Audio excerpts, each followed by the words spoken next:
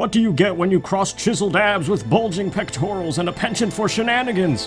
Captain Quark, the self-proclaimed leader of the Galactic Rangers, who you all want to be like but do not have the appropriate girth or bravado to fill his perfect boots.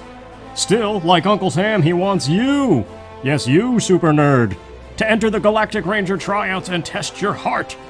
Introducing Ratchet, a comic book-loving lombax with a past record of disarray, chaos, heroism, and wisecracks dating as far back as 2002. This 2016 game for the PlayStation 4 and supercharged on PlayStation 5 reimagines that introductory tale, placing him back in his humble roots as a mere mechanic in a garage desperate to become a Galactic Ranger. Meanwhile, on planet Quartu, a defect named Clank on an assembly line of warbots is making a daring escape in a wobbly ship that is doomed to crash right in Ratchet's backyard, a riveting setup for an adventure of epic proportions. Though still not quite the proportions of Captain Quark and his amazing biceps.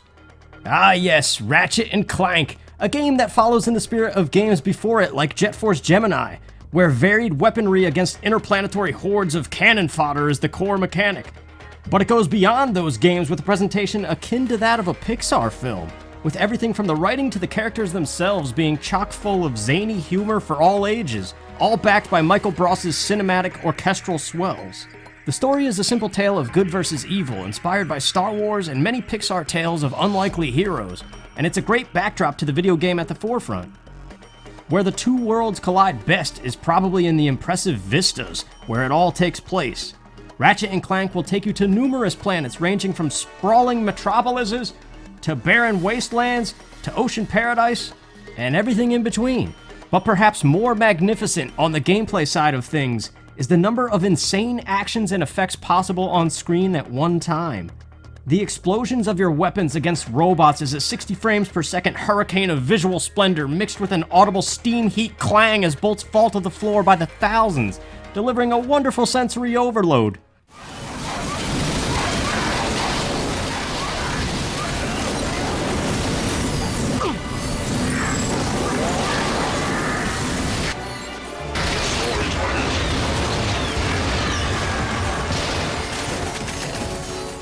Ah yes, the weapons!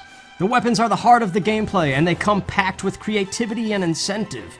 There is the basic combustor for standard shots, flash grenades for heavy lobbing, the pyrocitor for close-range flamethrowing, the pixelizer for transforming enemies into 8-bit wonders, and even rockets and homing rockets.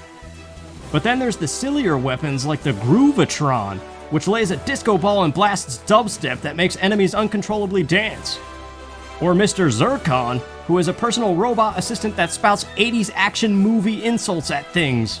Each weapon can be expanded with a wheel upgrade system that comes with both active and passive perks, such as a wider area of explosion on your rockets, or an increased drop rate of money. Additionally, every weapon levels up with use and transforms into an entirely new and improved version of itself at level 5, giving reason to frequently swap your arsenal to fit every situation. While leaving a trail of destruction is the pleasing core of Ratchet and Clank, there are other gadgets that give it more of a sense of adventure. You can grind on huge rail systems, leading to some awesome roller coaster sequences, hopping from line to line while batting mines away with the Omni Wrench. You also obtain a jetpack, which brings a sense of open exploration to the game while bringing stationary ground fights airborne for a dynamic challenge. Ratchet also always has a grappling hook with him that helps add a sense of progression through the stages while always keeping the action moving. And other times the game will put you in the cockpit of a ship a la Star Fox, with the objective of launching satisfying missiles at a big enemy target, breaking up the same old just enough to keep you craving what's next. Insomniac really created something great in this reimagining of Ratchet and Clank, and it's hard to find anything bad to say about it.